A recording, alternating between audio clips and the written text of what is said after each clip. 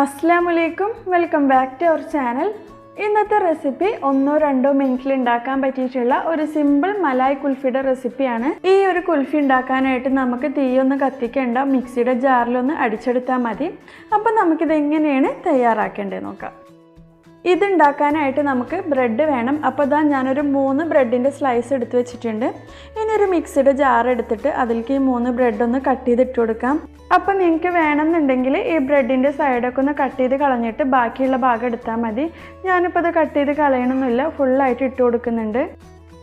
ഇനി ഇതിലേക്ക് 1/4 കപ്പോളം വിപ്പിംഗ് ക്രീം ഒഴിച്ചു കൊടുക്കുന്നുണ്ട്.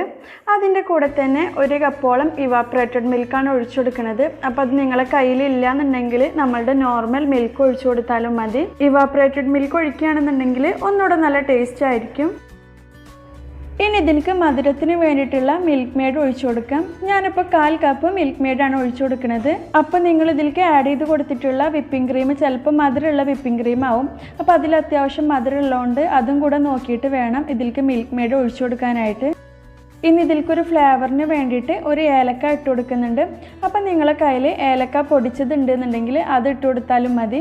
ഇനി ഇതെല്ലാം കൂടിയിട്ട് 2 മിനിറ്റോളം നന്നായിട്ടൊന്ന് അടിച്ചെടുക്കാം. അപ്പോൾ ഇതാ നമ്മളുടെ കുൽഫിക്കുള്ള മിക്സ് ഇവിടെ റെഡി ആയിട്ടുണ്ട്. ഈ ഒരു കൺസിസ്റ്റൻസിയിലാണ് കിട്ടേണ്ടത്. ഇനി നമുക്കിതൊരു 8 മണിക്കൂറോളം ഫ്രീസറിൽ സെറ്റ് ചെയ്യാനായിട്ട് വെക്കണം. ഇത് സ്റ്റോർ ചെയ്യാനായിട്ട് വെക്കേണ്ടത് നല്ല ടൈറ്റ് ആയിട്ടുള്ളൊരു അടപ്പുള്ളൊരു പാത്രത്തിലാണ്. അപ്പോൾ ഇതാ ഞാൻ ഈ ഒരു പാത്രത്തിൽ നമ്മളുടെ മിക്സ് ഒഴിച്ചു കൊടുക്കുന്നുണ്ട്. ഇനി ഈ പാത്രം ഒന്ന് ടാപ്പ് ചെയ്ത് കൊടുത്തിട്ട് അടച്ചു വെച്ചിട്ട് 8 മണിക്കൂറോളം ഫ്രീസറിൽ വെച്ചിട്ടൊന്ന് സെറ്റ് ചെയ്തെടുക്കാം. 8 മണിക്കൂറിന് ശേഷം ഫ്രീസറിൽ നിന്ന് എടുത്തിട്ട് ഒരു 10 മിനിറ്റ് ഒന്ന് പുറത്ത് വെച്ചിട്ടുണ്ട്. എന്നിട്ടാണ് നമ്മളിത് കട്ട് ചെയ്തെടുക്കാനായിട്ട് പോണത്. ഇങ്ങനെ ചെയ്തില്ല എന്നുണ്ടെങ്കിൽ കട്ട് ചെയ്തെടുക്കാനായിട്ട് ബുദ്ധിമുട്ടാവും. ഇനി ഞാനിതൊരു കത്തി വെച്ചിട്ടൊന്ന് കട്ട് ചെയ്തെടുക്കുന്നുണ്ട്. കട്ട് ചെയ്ത് വെച്ചിട്ടുള്ള കുൽഫിയുടെ മേലെ ഞാൻ കുറച്ച് നട്ട്സ് ഒന്ന് കട്ട് ചെയ്തിട്ട് കൊടുക്കുന്നുണ്ട്. ഞാനിപ്പോൾ ഇവിടെ പിസ്തയും അതുപോലെ തന്നെ ബദാമാണ് എടുത്തിട്ടുള്ളത്. അപ്പോൾ അതാ തീയൊന്നും കത്തിക്കാതെ എളുപ്പത്തിൽ ഉണ്ടാക്കാൻ പറ്റിയിട്ടുള്ള മലായ് കുൽഫിയുടെ റെഡി ആയിട്ടുണ്ട്. നല്ല ടേസ്റ്റി ആയിട്ടുള്ളൊരു കുൽഫിയാണ്. അതുപോലെ തന്നെ മധുരമൊക്കെ ഇഷ്ടപ്പെടുന്നവർക്ക് എന്തായാലും ഇഷ്ടപ്പെടും.